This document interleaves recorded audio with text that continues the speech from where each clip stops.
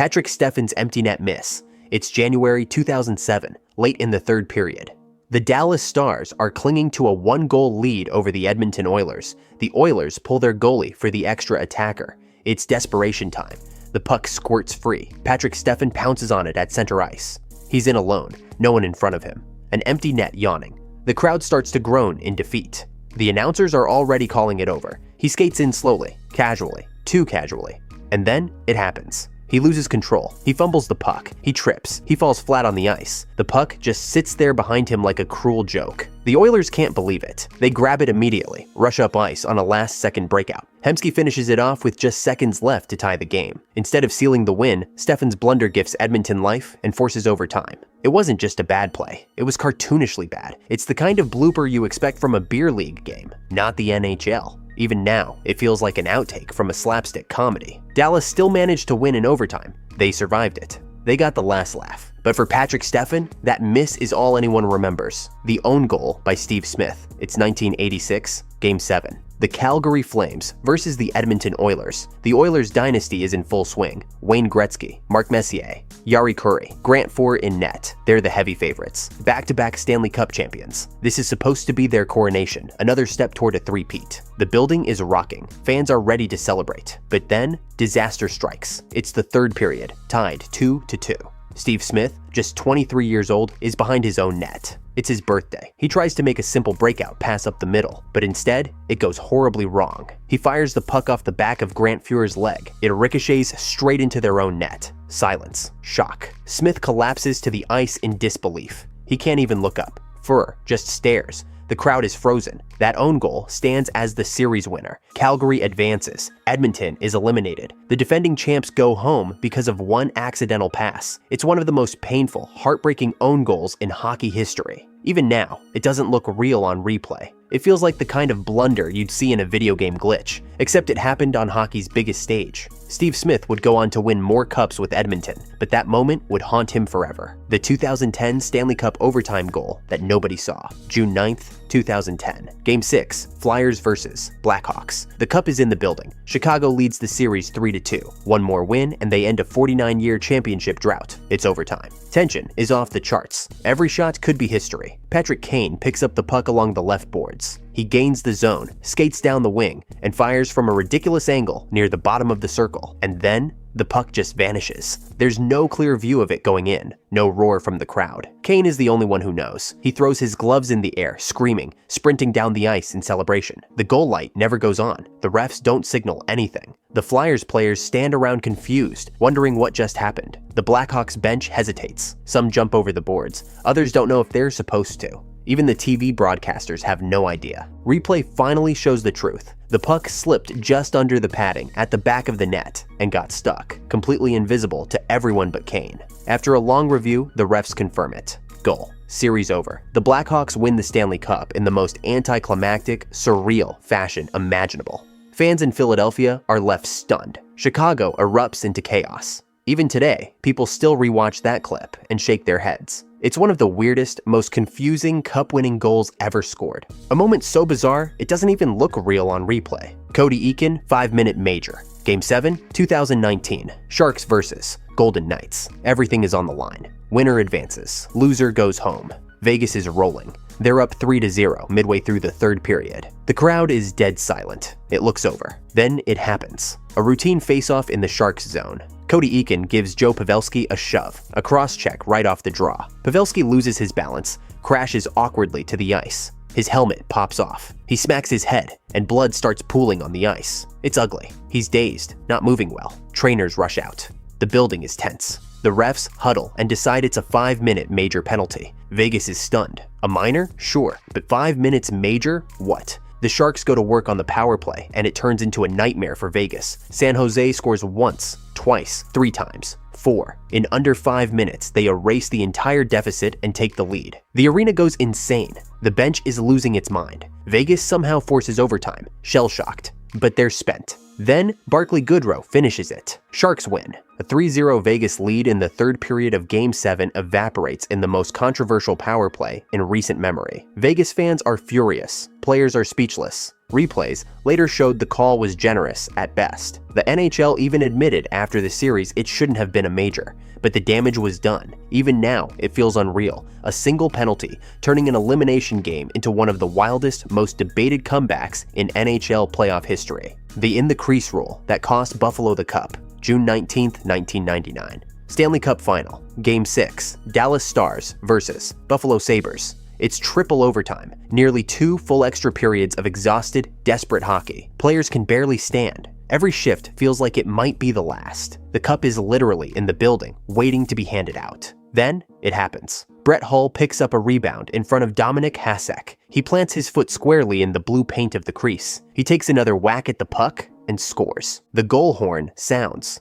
Dallas players pour onto the ice. The Stars celebrate with the cup, but Buffalo players immediately protest. Hasek is screaming at the refs. Lindy Ruff is losing his mind behind the bench, because all season long, the NHL had enforced a black and white rule. No goal if any attacking player had even a toe in the crease before the puck. It didn't matter if it was accidental. Didn't matter if it didn't interfere with the goalie. They'd waved off goals all year for much less. Except not this time. The league said Hull had possession the whole time, so it was legal. Buffalo fans were furious. They felt robbed on the biggest stage possible. The NHL stuck by the call that night, but the controversy wouldn't go away. It overshadowed Dallas's cup win.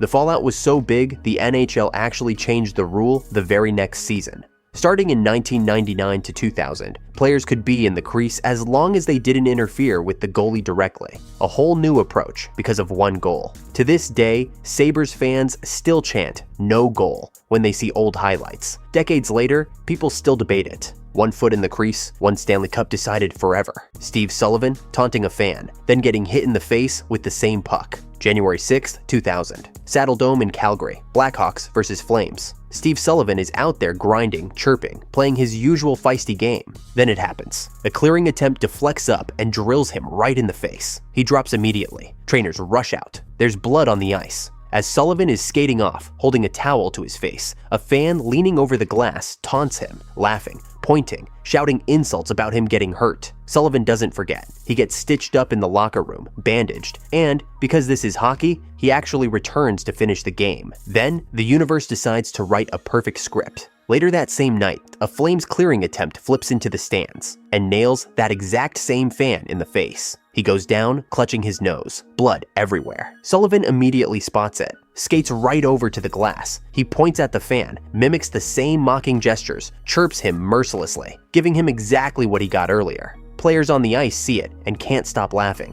Even the linesmen are cracking smiles. It's so perfectly timed and petty that it feels like something straight out of a sitcom. One of those moments in hockey lore that's so unbelievable, it has to be true. The too many men penalty that doomed the Bruins. May 10th, 1979. Game 7 of the Stanley Cup semifinals. Bruins versus Canadiens at Boston Garden. It's one of hockey's greatest rivalries. 2 original 6 teams who hate each other. Montreal in the middle of a 4-year cup dynasty. Boston desperate to end it. Game 7 has been a war. The Garden is electric. The Bruins hold a 4-3 lead late in the third. Just over 2 minutes remain. Boston fans are on their feet, ready to celebrate dethroning the champs. Then, disaster. As Montreal regroups for one last push, the Bruins bench panics. Confusion erupts on a line change. Too many men on the ice. The refs catch it immediately. It's one of the worst possible penalties at the worst possible time. Montreal goes to the power play. Lafleur doesn't need another invitation. He glides over the blue line and wires a slap shot past Gilbert to tie it. The Garden goes silent. Overtime looms. Boston is shaken. Montreal smells blood. In OT, Yvon Lambert crashes the crease and buries the winner. Montreal wins Game 7. Boston's season dies on home ice. The Canadiens move on, finish their 4-year cup dynasty with another championship. And that penalty? It's gone down in NHL history as one of the dumbest, most costly mental errors ever. A single too many men call that didn't just cost a game. It changed the fate of 2 franchises and haunted Bruins fans for decades. The Alex Burrows Dragon Slayer goal, 2011. Canucks versus Blackhawks. Game 7. This was supposed to be Vancouver's year, President's Trophy winners. Best team in the league. They jumped out to a 3-0 series lead over the defending champion Blackhawks. Everyone thought it was over. But then, Chicago roared back, won 3 straight, forced a winner-take-all Game 7 in Vancouver. The pressure was suffocating. The building was electric but anxious. The game is tied 1-1 after regulation. Overtime. Sudden death. One goal decides everything. Burrows had already gone from hero to potential GOAT. Early in overtime, he took a penalty, a hooking call that made every Canucks fan hold their breath. The penalty kill survived. The tension only got worse. Then it happened. A clearing attempt from Chris Campoli of Chicago. Burrows reads it perfectly, jumps up, knocks it down with his glove. He controls it, skates in alone. The entire city holds its breath. He rips it past Corey Crawford. Game over. Series over. The building explodes in chaos. Fans are screaming. Teammates mob him. They called it the Dragon Slayer goal because Chicago was the monster they couldn't kill for years. The team that had knocked them out in back-to-back playoffs. Ending Chicago's dynasty run felt like something out of a Hollywood script. And it wasn't just about beating their rivals. Burrows' goal propelled Vancouver into the Western Conference semifinals, keeping their dream alive. They'd go on to reach the Stanley Cup final that year, and for Canucks fans, this goal is remembered as the turning point of the entire 2011 run. Even now, it's replayed every spring in Vancouver as the ultimate Game 7 highlight. The Maple Leafs 4-1 collapse, 2013, first round, Leafs vs. Bruins, Game 7. It's been nearly a decade since the Maple Leafs last won a playoff series. The city is starved, hopes are sky high, and it's all coming together. Game 7 in Boston. Toronto storms out to a 4-1 lead-out with just over 10 minutes left in the third period. Fans back home are in the streets. Bars are going wild. Social media is flooded with celebrations. They're already planning the second round. But then, disaster strikes. Nathan Horton scores to make it 4-2. Not a big deal, right? Just one. But Boston smells blood. A relentless forecheck. The crowd roaring. Toronto wilting. Lucic bangs in another one, 4-3. Panic sets in. The Leafs are frozen. Seconds later, with the goalie pulled, Patrice Bergeron rips home the tying goal, 4-4. Bars all over Toronto go silent. Fans on the couch bury their heads in their hands. They can't believe it. And now, it's overtime. You can feel the dread. Everyone knows how this is going to end. Bergeron again. A scramble in front. He finds the puck. Fires it home.